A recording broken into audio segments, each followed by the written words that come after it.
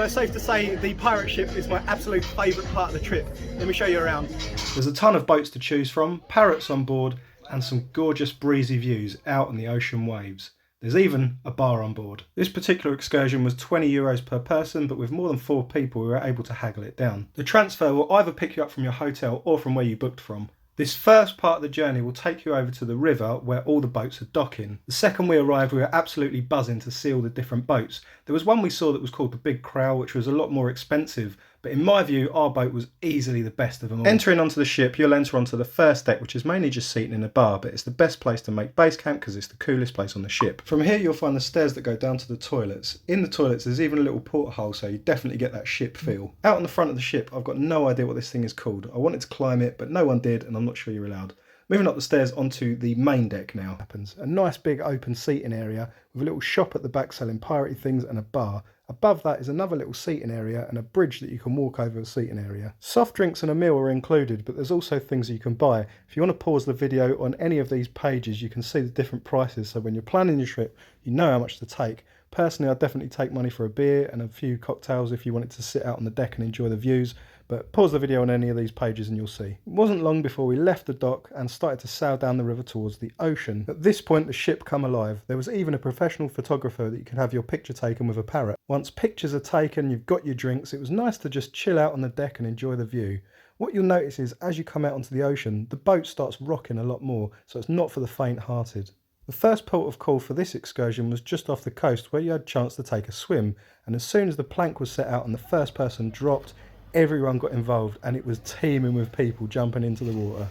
One thing I noted that was particularly handy was the fact there was a shower on the back so you could wash off the salt water. There's plenty of time here to chill out and have a good swim. It's a good opportunity to cool off because it is super hot on board, so a quick swim in the water was definitely worth it. After a little while we all come back on board and it's off to the next location. The next port of call for the excursion was the beach stop. Here you could get off the ship, walk down to the beach where there's camels and a bar. I personally preferred to stay on the ship where I could get myself a beer and watch the kids swim in the water. I also saw all the food getting prepared ready for when people got back on the ship.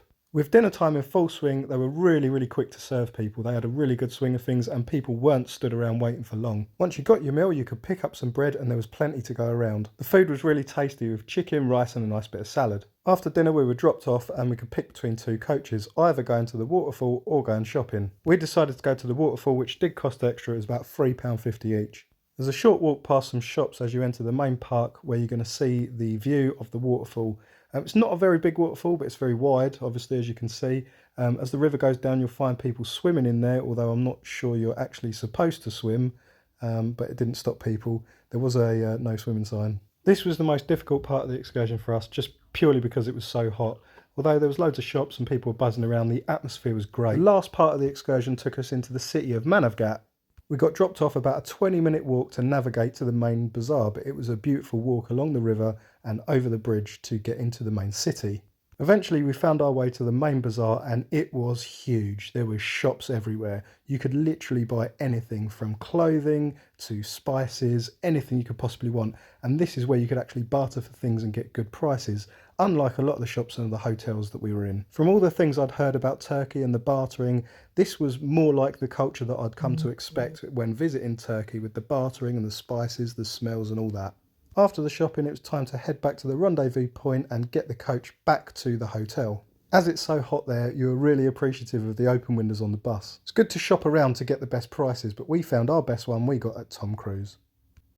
So that's the end of my video here in Turkey. I hope you've enjoyed it. There's been some beautiful things to see, and I hope that's helped you plan your trip and know what to expect when you come to Turkey.